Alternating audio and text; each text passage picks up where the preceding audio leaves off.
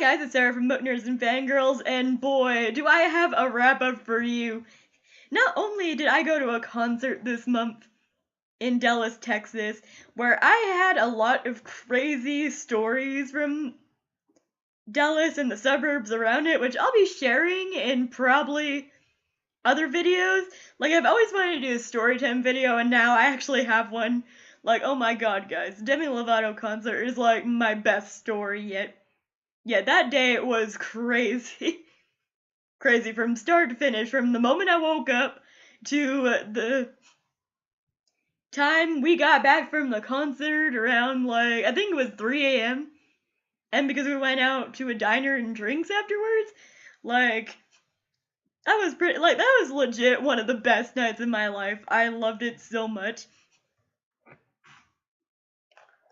So much, but, so that happened, and then not only that, but it was my husband's birthday this month.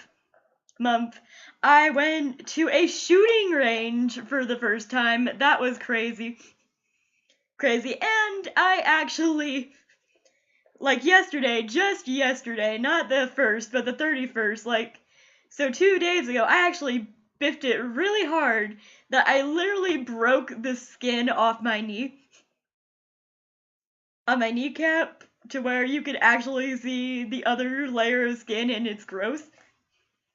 So it's been quite the month for me. So I'm gonna start at the music because honestly, I listened to a semi-new artist this month. I'm also obsessed with this one song, and of course I went to my dream concert. So we're gonna start off with music this month, but okay, so at the beginning of the month, I had a trip to Dallas, and the reason why I was going to Dallas with one of my good friends is that we were both going to see Demi Lovato live in concert. Now, for those of you guys who don't know me and haven't been on this channel for a while, Demi Lovato has been my favorite singer ever since I was 15 years old. So, just to have the privilege of having enough money to afford to go to her concert was everything to me, and what happened during that concert meant everything to me. That concert touched me in ways that I haven't been touched before. Demi Lovato is so great live, and she seems like just the most sweet and genuine person out there ever. She is an advocate for mental health disorders. She even took time out of her show to have a sit-down personal moment with all her audience. And God, I swear, I am not a crier, guys, but I cried during this concert. That is how emotional she got her audience. So, yeah, I was up in such a high after that, and then what occurred after that concert was amazing. I'll go into more detail during my story time because I've never felt so privileged in my life to be at that concert. It was such a happy feeling, and I take it down to one of my happiest moments.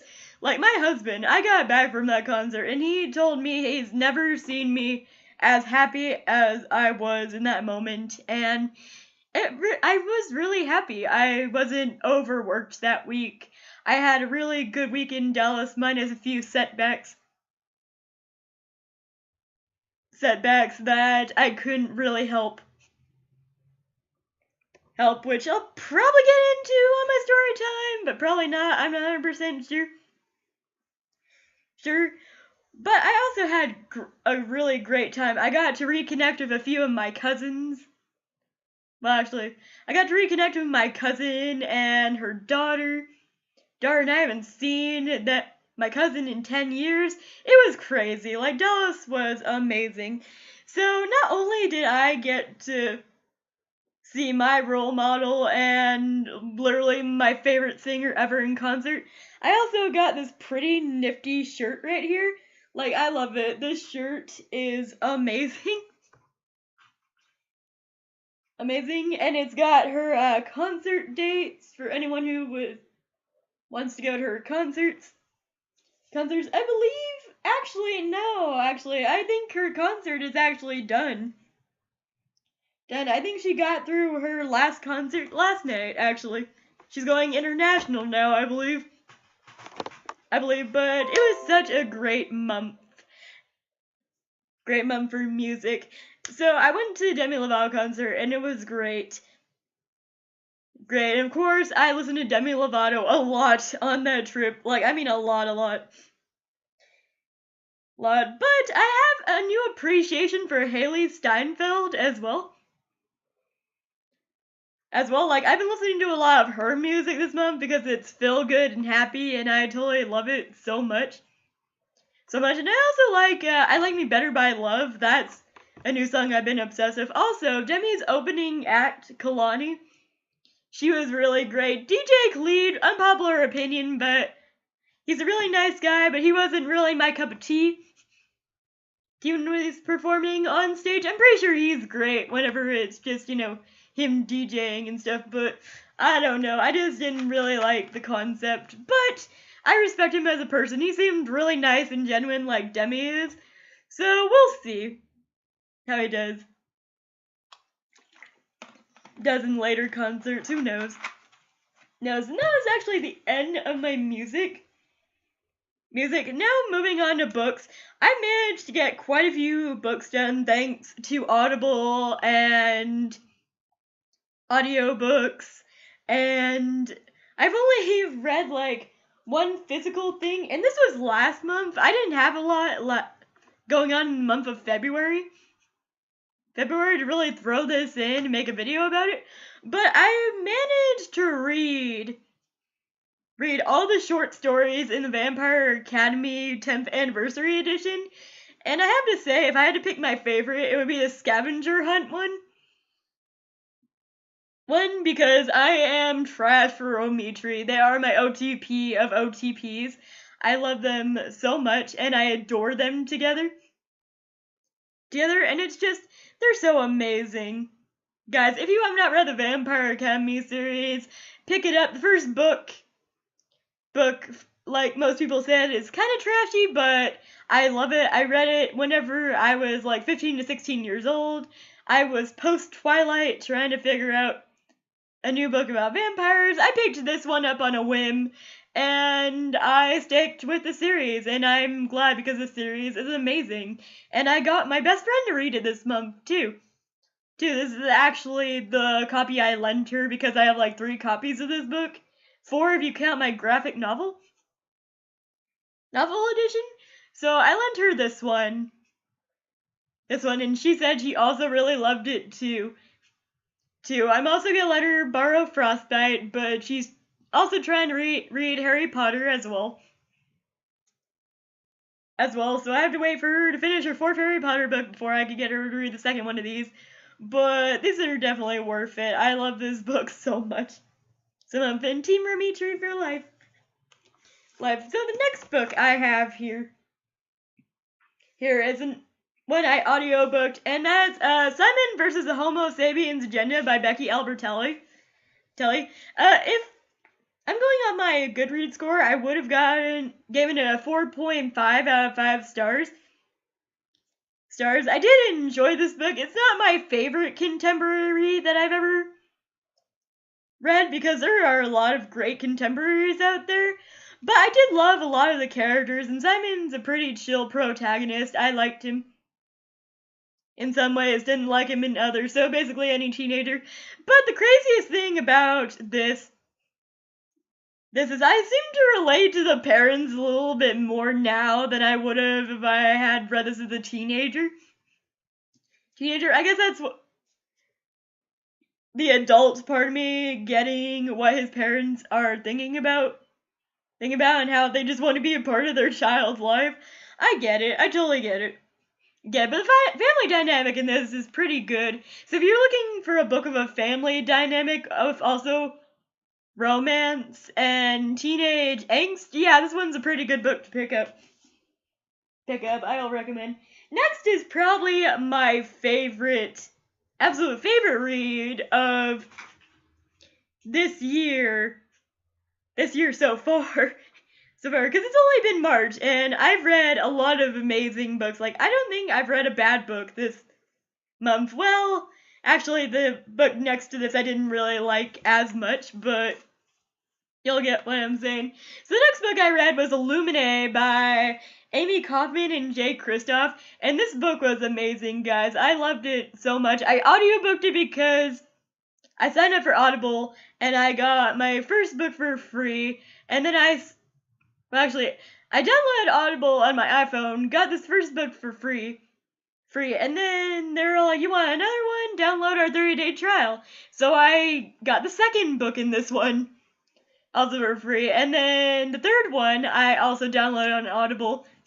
It costs quite a bit of money, but I wanted to at least finish this through audiobook, and I love just flipping through these and doing the audiobook with the books, because it's just so much cooler listening to it both ways.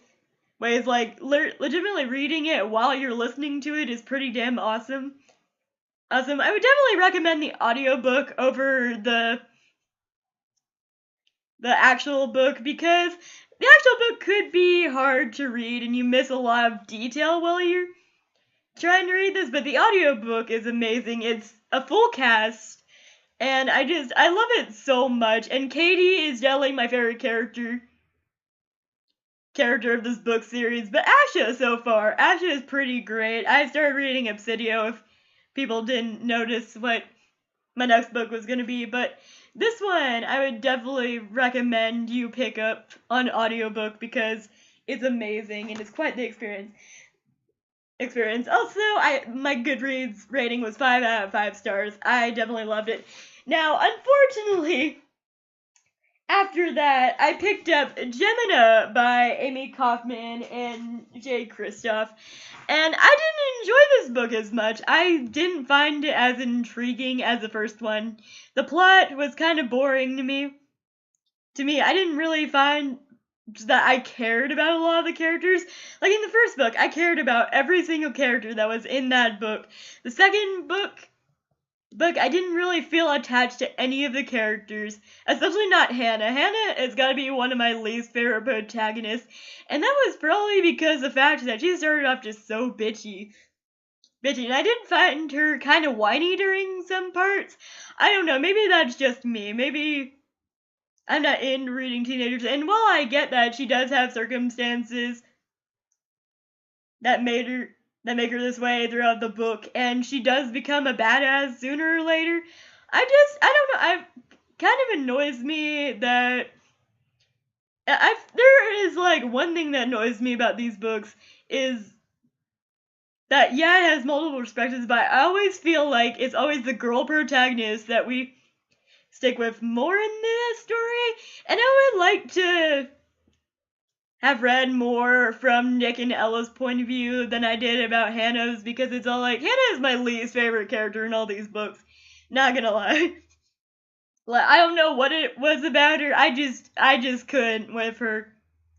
Sorry for anyone who likes Hannah. I didn't enjoy her. That, and Alcrate sent me the Gemina one in the description box, and while I love Alcrate, Hannah is one of my least favorite protagonists.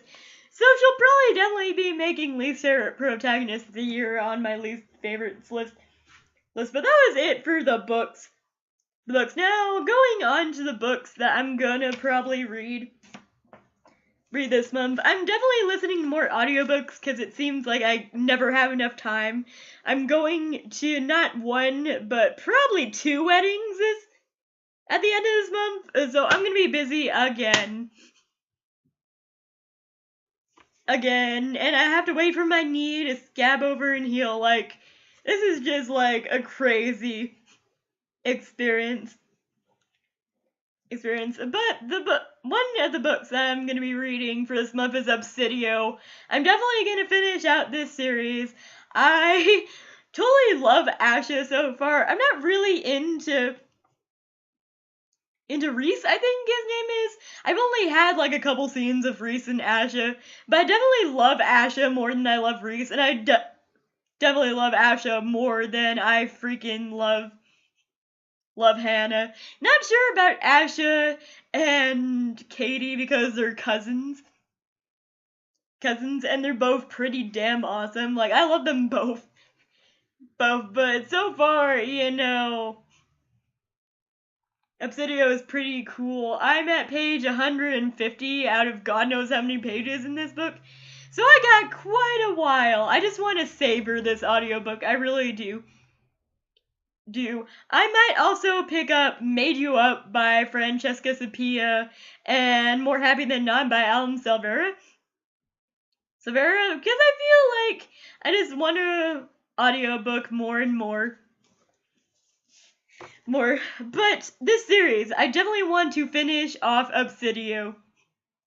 This is a definite want to finish off. I can't even with these characters.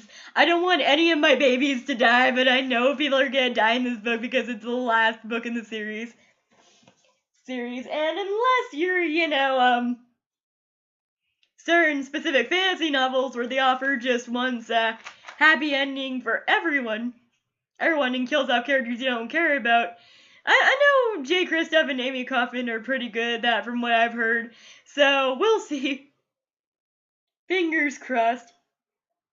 Next up, I have movies. I have watched quite a few movies that I totally forgot what I watched. Okay, so the first movie I watched for the month of March was F the Prom. This movie is produced and filmed and directed by the Fine Brothers. I know a lot of people have issues with Fine Brothers, and that's fine. Fine by me, but I don't really find them very awful. I love their content. They're so awesome. So I watched At the Prom, and it also has a girl who plays Davina from the originals in it, and the girl who plays Cheryl from Riverdale. So I'm like, okay, this might be interesting. I watched it and I loved it. Like, oh my god, it actually felt like real teenagers in real high school. I found the premise interesting. I found the characters intriguing, and I liked how it wasn't like a lot of other movies. So I'll definitely be rewatching this maybe sometime. It was pretty good. The next one I watched with my husband, and this was an older movie. It's called Beer Fest. I don't know who it stars. It was interesting for the most part. Not really my cup of tea, but interesting nonetheless. It was pretty cool.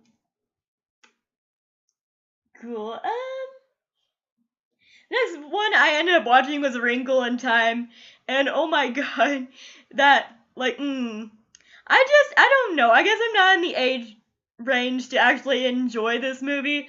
It was an okay movie. The hype it's not worth the hype. Honestly, not to me anyway. I feel like if I grew up with that book, I would at least have the nostalgia factor, but I didn't. And while there was a good cast of characters in this book, and it even has Riley from Girl Meets World in it. She plays the main girl in this one, and I was like, whoa, wait, what? Smiley Riley? Riley's a mean girl in this one. She was actually the most intriguing character, not gonna lie. I wanted to know more about her story, but it never really showed that much after that. So I want a spin-off of her. No, seriously. But the main antagonist of this one, like the antagonist, like the big bad at the end, oh my god, I have never been more annoyed at a main antagonist in my life.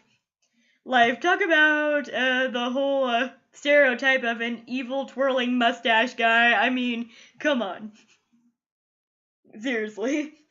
It wasn't that great to me, I'm sorry. Even Oprah couldn't say this movie. It was just, I don't know.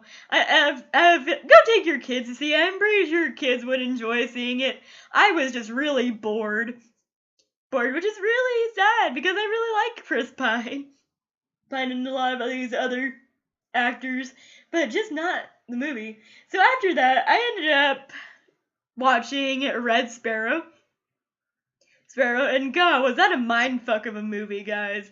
Like, if you want a mindfuck of a movie, go watch Red Sparrow. Or, it kind of reminded me of the guy who does Black Swan and Mother, which also stars Jennifer Lawrence, by the way, who was also in Red Sparrow.